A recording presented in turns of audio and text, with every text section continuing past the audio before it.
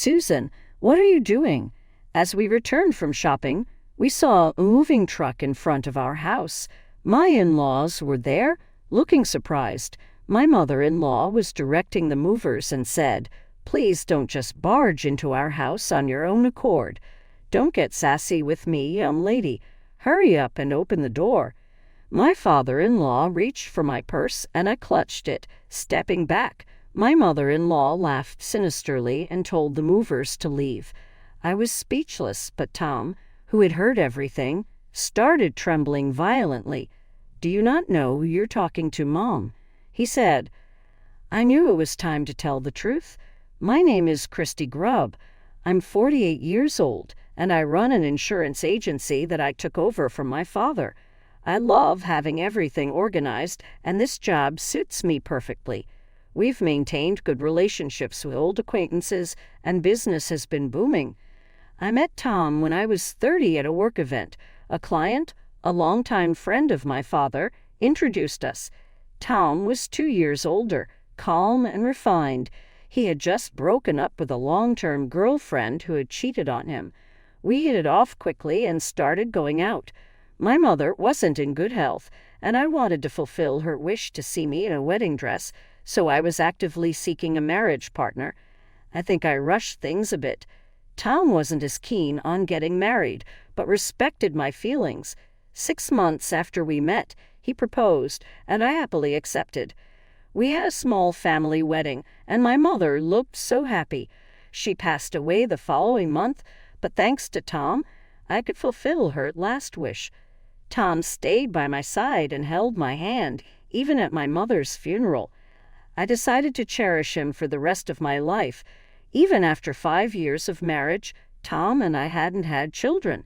We believed children are a gift from heaven, so we didn't feel rushed, but my in-laws kept bringing it up. When we went to greet them for New Year's, Tom was reluctant, but we went because my mother-in-law asked us directly. "No child yet? When are you going to give me a grandchild?" she asked. "Mom, we've told you we're leaving it up to nature. If you're going to talk like that, we're leaving," Tom replied. "I understand, but maybe the field is barren," she said. "That's rude to Christy," Tom snapped. I apologized and suggested we leave. We hadn't even exchanged New Year's greetings. Tom felt bad and apologized to me in the car. "I'm really sorry for making you feel uncomfortable." "I'm fine. I'm sorry for making you feel bad," I replied. "It's fine for me. They are my parents after all. But now my family is you, Christy. If anyone, even my parents, hurts you, I'm ready to cut ties with them," he said.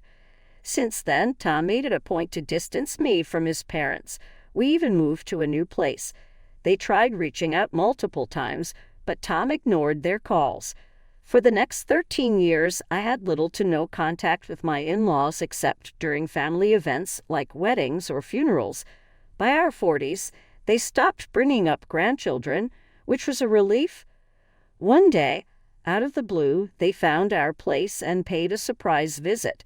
Tom was out with a friend, and I was alone. My in-laws barged in, nosily rummaging through our stuff. "Goodness, you two still share the same bed at your age. How scandalous. Christy, with these kind of undergarments. Don't you think Tom won't be excited?" Susan sneered, ignoring my disgusted expression. They continued to swoop around, making snide comments.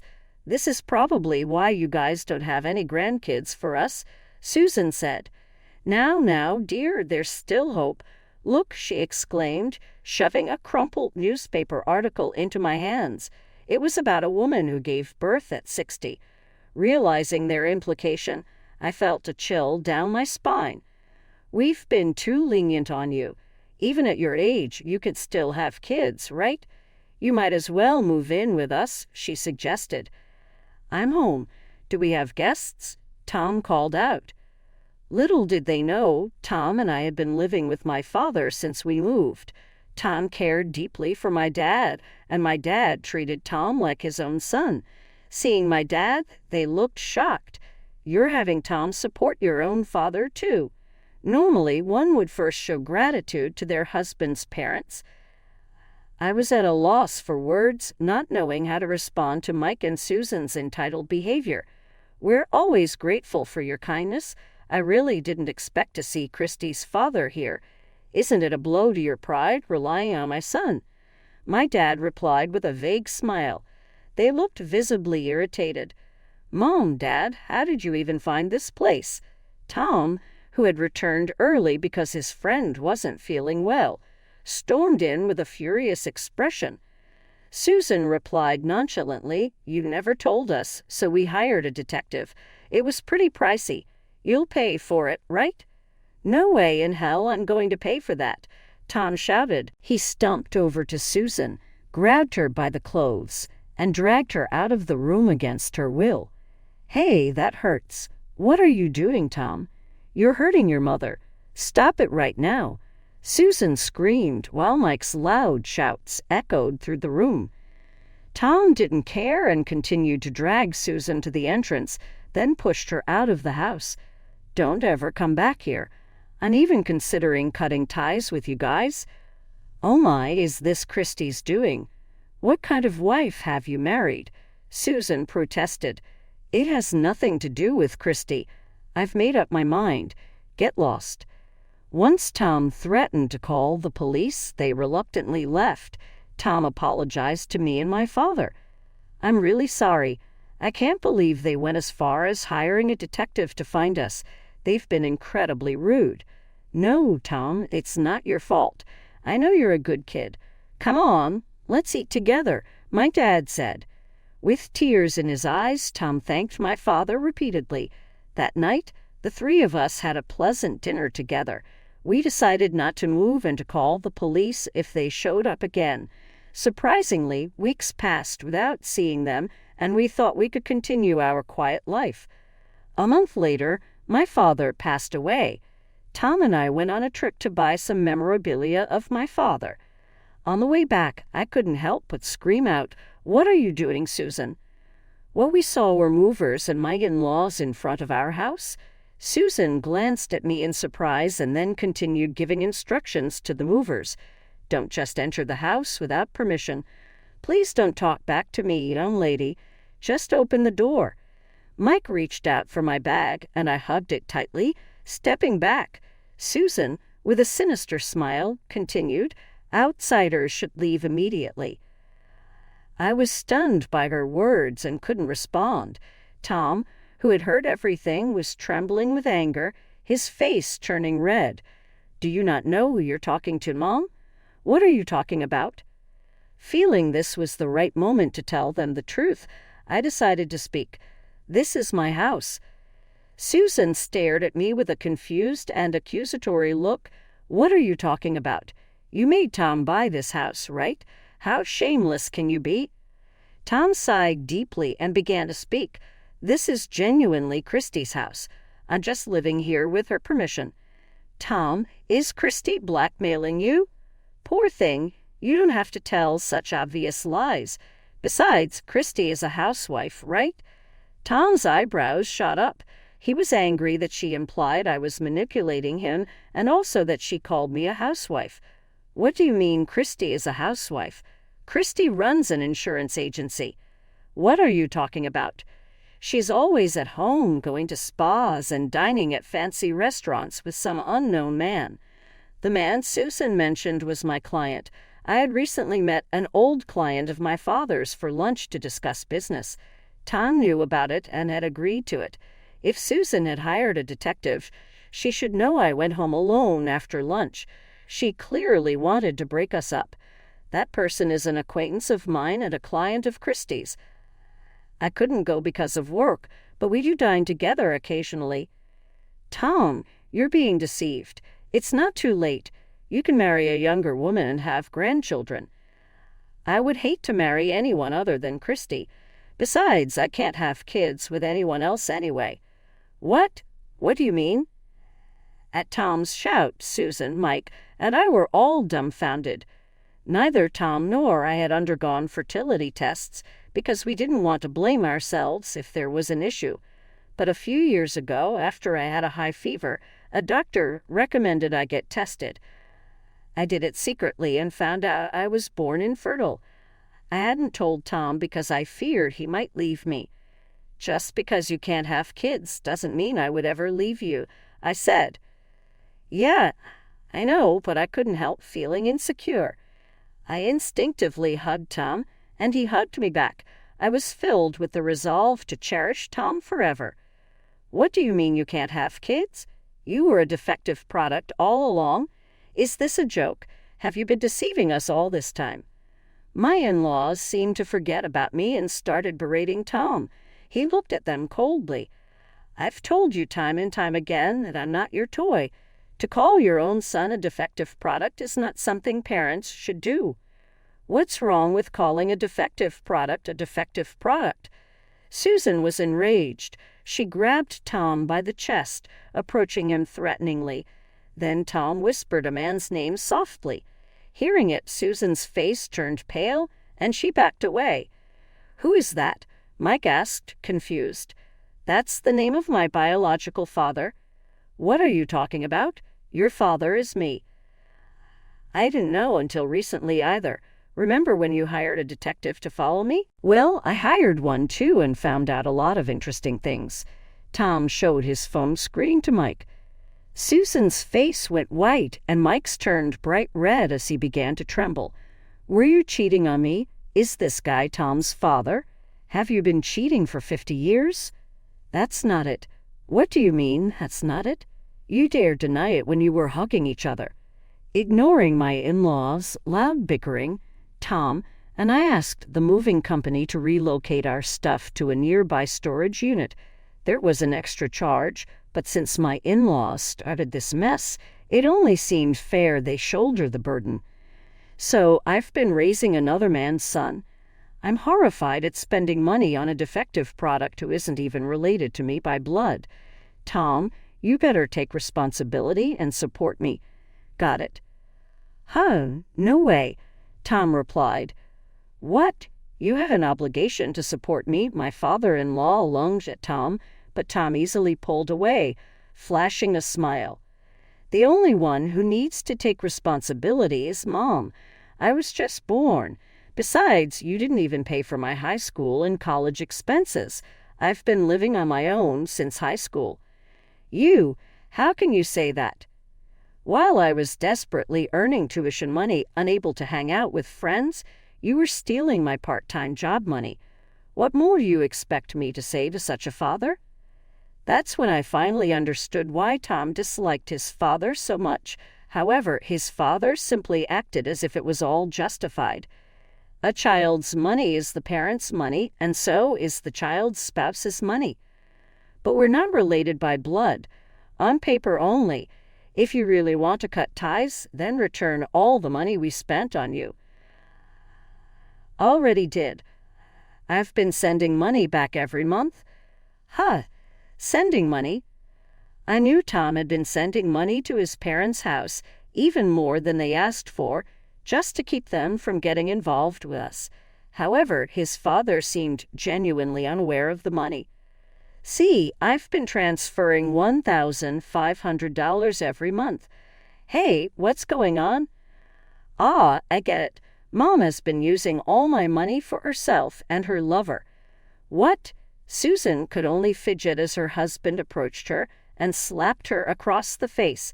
Initially shocked, she soon blared at him and screeched, "How dare you? You should be grateful that a man with no money or status could marry me. He's a man with both money and status. Staying married to you is just convenient for enjoying life with him. I even let you raise his child, didn't I? Be thankful." Are you kidding me? You said you were pregnant, so I married you even though your father beat me up. So what? It would have been pitiful if he got beaten up. My father-in-law was speechless at Susan's sudden and drastic change in attitude. Just then, Susan's smartphone began ringing loudly. She checked it, her face lighting up as she answered in a sweet, coy voice. "Hello, darling. What's up? Missed me?" Shuddered at hearing Susan's voice for the first time. Tom, standing beside me, had a twisted expression, though he was smiling. I would soon understand the meaning behind that smile. Wait, you're not darling. Ma'am, what? Oh no, this is a mistake, or rather, all of it. Alimony, $10 million. Wait, please hold on a moment. Susan frantically spoke into the phone, but was forcefully cut off and left in a daze. Tom started chuckling. All the evidence, photos, and recordings must have reached them. What? This is your fault. It's called sharing information. Oh, and by the way, she has no intention of divorcing your boyfriend. He's a son-in-law in her family, after all. Tough times ahead for you. A son-in-law? You didn't even know that. Well, it seems like he's keeping a number of mistresses. He was told by his wife to only cheat with younger women, right? He must be getting an earful right about now. Mistresses. But he said he loved only me. Stunned by these shocking truths, Susan slumped to the ground. Mike looked down at her with satisfaction, then suddenly turned to Tom with a thought. It must have been tough having such a mother. All right, I'll let bygones be bygones this time. Let's live together, just the three of us. Cut ties with your mother, and it'll be you, me, and Christy. Christy, I'll wash your back for you. Stay away from Christy. Unfazed by Tom's words, Mike approached me. As soon as his hand landed on my shoulder, I grabbed it and threw him to the ground. Oof, what they? Surprised and confused, Mike didn't understand what had just happened. I looked down at him with a cold gaze. I had been attending self-defense classes since I was young. Though my job in insurance involved dealing with companies, there were still good and bad encounters depending on the client. I started learning self-defense so I could escape if I ever found myself in a dubious situation. This was one of the conditions my father set for me to take over the company. Gradually, I started enjoying the classes and kept attending them even after taking over the business. I wondered if I had gone too far with a 75-year-old man like Mike, but seeing Tom looking satisfied as he gazed down at his father, I felt a bit relieved. Mike seemed too shocked to speak, but then Susan, my mother-in-law, started talking. Christy, that was impressive. I'm sure you can handle anything. How about this? Why don't you pay the alimony to that woman for me? If we live together, we could save on living expenses, and I can help with the household chores. And about kids, we could always adopt. I'd take good care of them. Are you kidding me? There's no way I'm letting a woman like you into my precious house filled with memories of me, Tom, and my father. And why should I be the one to pay the alimony? You should pay it yourself. I found myself saying everything I had been thinking directly to Susan. She was taken aback at first, having never been spoken to like that before, but her face quickly turned red as she started yelling again. How dare you talk to your husband's mother like that? I've already told the neighbors we'd be moving in, and besides, that house is already being demolished. That's right, I don't have a house to live in anymore, so forget about her. Let me stay. What are you saying? I'm his mother. He should be living with me. Mike, responding to Susan's words, stood up from the ground and shouted back. While Susan argued fervently, Tom calmly and seriously communicated our intentions. Neither of you will be living with us. We've decided to cut ties completely. If you continue to make a scene here, we will call the police. At the mention of the police, my in-laws' faces went pale, and they backed away. Still arguing, they disappeared towards the train station. Later on, Mike and Susan got a divorce. However, since neither of them had any money, they ended up living together again. Mike tried to claim alimony from Susan and her lover, but it was offset by a claim from the lover's wife. Susan, having never worked long hours in her life, found it difficult to hold down a job. She would quit at the slightest inconvenience and was already struggling with daily expenses. Mike was in a similar situation, and they were just barely getting by with their combined incomes. The lover, on the other hand, was squeezed dry. He lost his rights as the next company president and is now confined to his house. His wife couldn't easily forgive a 50-year affair, and I heard she intends to take him for all he's worth. I thought Tom would be down after such an incident, but surprisingly, he got over it quickly and is doing well. Apparently, the lover's family approached him, suggesting that since he shares blood with the lover, he could become their heir. However, Tom, not a fan of competition and not particularly greedy, simply said, "That's too much for me to handle," and signed the paperwork to renounce the inheritance. While I feel a bit disappointed, it's so like Tom, and I'm happy about it. As for me, a business associate recently asked if I wanted to adopt a cat they had found, and I'm currently excitedly looking up cat towers. I've already decided on a name, Marine. It's a tribute to the frequent fishing trips my father and Tom used to go on, and the cat's eyes are as blue as the sea. Even Tom seems to be in high spirits, eagerly anticipating the arrival of our new family member. The doorbell rang, signaling the arrival of my business associate. Well, time to meet our new family member. Excitedly, I opened the door and greeted them. "Welcome,